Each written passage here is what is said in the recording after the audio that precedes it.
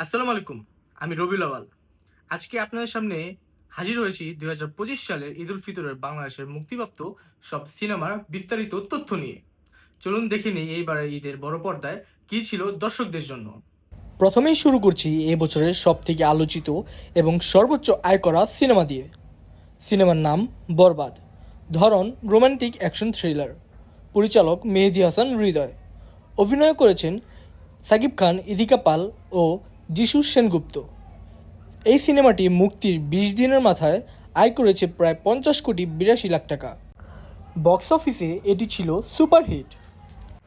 এরপর আসি অন্তরাত্মা সিনেমার কথায়। সিনেমাটির ধরন রোমান্টিক ড্রামা। পরিচালনায় ছিলেন ওয়াজেদ আলী সুমন।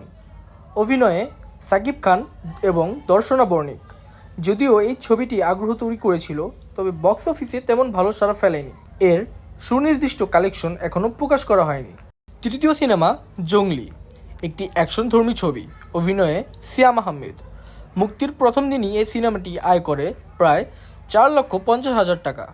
ছবিটির প্রচারণায় তুলনামূলক কম ছিল, তবে অ্যাকশন প্রেমীদের জন্য এটা ছিল ভালো একটি চমক। এরপর বলি দাগি সম্পর্কে। ধরন অ্যাকশন থ্রিলার। অভিনয়ে আফরান নিশো। এই ছবিও প্রথম দিনের আয় করে ৬,৫০,০০০ টাকা। একটি অপরাধপ্রবণ চরিত্রের জীবন কাহিনীকে ঘিরেই সিনেমাটির গল্প গড়ে উঠেছে। পঞ্চম সিনেমা চক্কর ৩০২, একটি ক্রাইম থ্রিলার। পরিচালক শারাফ আহমেদ জীবন। অভিনয়ে ছিলেন মোশাররফ করিম, তারিন জাহান ও মৌসুমী নাগ। ডিবি পুলিশের একটি তদন্ত ও অপরাধ চক্র ঘিরেই সিনেমার গল্প। এই ছবিটিও প্রথম দিনের আয় করেছে প্রায় ৬,৫০,০০০ টাকা। আর শেষে রয়েছে জিন ৩, একটি হরর থ্রিলার ছবি।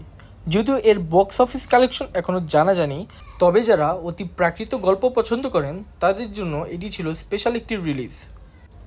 এই ছিল ২০২৫ সালের ঈদ উল ফিতরের মুক্তিপ্রাপ্ত বাংলাদেশের সবচেয়ে বড় সিনেমার সংক্ষিপ্ত বিবরণ।